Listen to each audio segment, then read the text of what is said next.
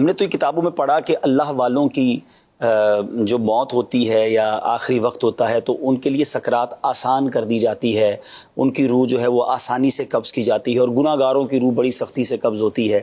تو نبی پاک علیہ الصلوۃ والسلام تو ہم سب کے آقا ہیں، بلکہ یہاں تک اللہ نے اختیار دیا ان کو کہ وہ چاہیں تو اللہ کی بارگاہ میں جائیں، چاہیں تو دنیا میں رہیں۔ تو یہ جو کیفیات طاری ہوئیں، بخار شریف تشریف لایا اور نبی پاک کا چہرہ انور پہ اس طرح پانی کو ڈالنا، تو یہ کون سی کیفیات تھی؟ اس کو ہم کہاں کس طرح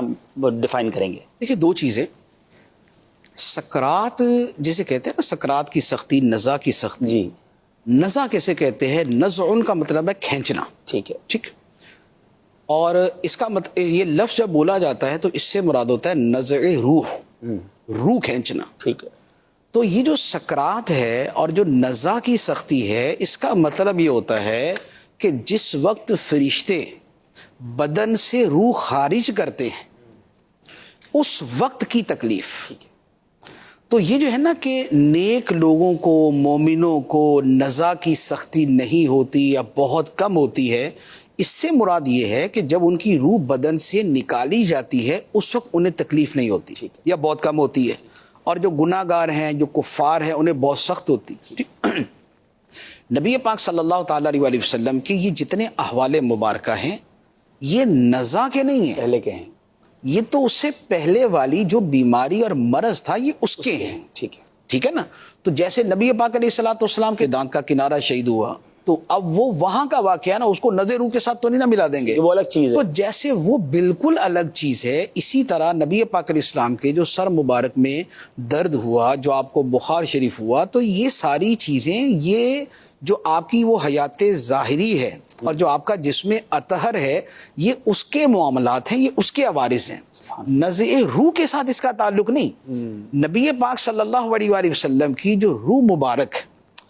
جو بدن اطہر سے لی گئی ہے، تو اس کا تو کچھ یعنی کہ بیان ہی نہیں ہو سکتا نا۔ جو روایت ہے وہ یہ ہے، دلائل النبوہ کے اندر یہ امام بہقی رحمۃ اللہ علیہ نقل کرتے ہیں کہ جبرائیل امین علیہ الصلوۃ والسلام آئے اور آ کے عرض کی، یا رسول اللہ صلی اللہ علیہ وسلم، ملک الموت باہر کھڑے ہیں، اگر آپ اجازت عطا فرمائے تو اندر آ جائیں۔ اللہ، تو نبی پاک علیہ الصلوۃ والسلام نے فرمایا کہ بلا لو۔ تو ملک الموت علیہ السلام اندر آ گئے۔ اندر آ کے انہوں نے عرض کی کہ یا رسول اللہ، مجھے اللہ تعالیٰ نے بھیجا ہے کہ آپ سے آپ کی مرضی پوچھ لوں، اگر آپ چاہیں تو میں ایسے ہی چلا جاتا ہوں اور آپ اسی دنیا میں تشریف فرما رہے ہیں، اور اگر آپ اجازت دیں تو پھر میں آپ کو خدا کی بارگاہ میں لے جاؤں۔ تو نبی پاک صلی اللہ تعالیٰ علیہ وسلم نے فرمایا کہ میں خدا کی بارگاہ میں جانا پسند کرتا ہوں۔ تو اب جہاں یہ معاملات ہیں کہ جبرائیل امین علیہ الصلوۃ والسلام پہلے آ کے اجازت مانگتے ہیں کہ ان کو اندر بھی آنے کی اجازت ہے یا نہیں، تو باہر کھڑے، اور وہ اندر آتے ہیں اور آ کے پھر عرض کرتے ہیں کہ یا رسول اللہ، جیسے آپ فرمائیں، as you wish, as you like, آپ کیا فرماتے ہیں۔ تو نبی پاک صلی اللہ تعالیٰ علیہ وسلم اجازت دیتے ہیں، تو پھر روح مبارک جو ہے وہ وصول کی جاتی ہے۔ تو اس میں کسی سختی کا تصور یا کسی اور شے کا تصور کس شان سے ہوا ہوگا یہ سفر، اس کا تو کوئی وہ ہے ہی نہیں نا، اس کا تو یعنی یوں کہہ لیں کہ کوئی الفاظ کے اندر شاید اس کو بیان نہیں کیا جائے، بلکہ یقیناً اس کو بیان ہی نہیں کیا جا سکتا۔ یہ بات بھی پہلے کی تھی نا، اس کے بعد تو وہ کیفیت ریلیز ہو گئی تھی نا۔ وہ جو پسینہ مبارکہ کا معاملہ ہے نا، وہ ضروری نہیں کہ وہ تکلیف کی وجہ سے، وہ راحت سے بھی ہوتا ہے، وہ خوشی سے بھی ہوتا ہے، اور وہ ایک یہ کیفیت بھی ہوتی ہے کہ جیسے کوئی بدن اگر گرمی میں جائے گا تو اس کو پسینہ آئے گا، اگر وہ ٹھنڈک میں جائے گا تو اس کا پسینہ خشک ہو جائے گا۔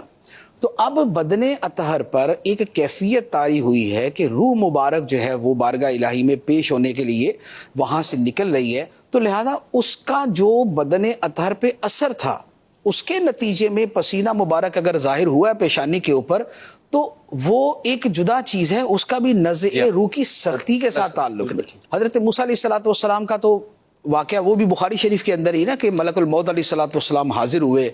اور عرض کی کہ میں آپ کی روح قبض کرنے آیا ہوں۔ تو موسیٰ علیہ الصلوۃ والسلام بیٹھے یکدم تو آپ نے مکہ مارا اور ملک الموت علیہ الصلوۃ والسلام کی آنکھ جو ہے وہ فارغ ہو گئی۔ اللہ، وہ اسی طرح خدا کی بارگاہ میں پہنچ گئی، یا اللہ، یہ تیرے بندے نے یہ کیا میرے ساتھ۔ تو اللہ تعالیٰ نے موسیٰ علیہ الصلوۃ والسلام کو نہیں فرمایا کہ موسیٰ یہ کیا، میرے 4 برگزیدہ ترین فرشتوں میں نے ایک کو بھیجا اور وہ میرا قاصد تھا, میرا وہ نمائندہ تھا, اس کے ساتھ یہ سلوک. یہ نہیں فرمایا. ملک الموت علیہ السلام سے فرمایا کہ دوبارہ جاؤ اور جا کے اجازت مانگو, جا کے کہو کہ اگر آپ چاہیں تو پھر آپ ادھر ہی رہیں, اور اگر چاہیں تو میں آپ کی روح ساتھ لے جاتا ہوں,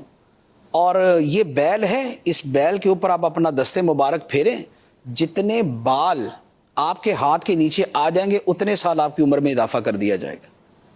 تو اب ملک الموت علیہ السلام دوبارہ آئے اور اب آ کے عرض کی کہ حضور یہ بیل ہے, اس پہ ہاتھ پھیر لیں, جتنے بال نیچے آئیں گے اتنی عمر بڑھا دی جائے گی, اور اگر کہیں تو پھر چلتے ہیں, میں لے جاتا ہوں. تو فرمایا کہ نہیں, پھر خدا کی بارگاہ میں چلتے ہیں. تو یہ بخاری شریف کی روایت ہے. تو موسیٰ علیہ السلام کی بارگاہ میں جب آپ ملک الموت علیہ السلام آتے ہیں تو قبضے روح کا معاملہ یہ ہے, تو سرکار دو عالم صلی اللہ تعالیٰ علیہ وآلہ وسلم وجہ تخلیق کائنات اور وجہ وجود کائنات, تو ان کا معاملہ کیا وراء الورا ہوگا. کیا بات ہے, کیا بات.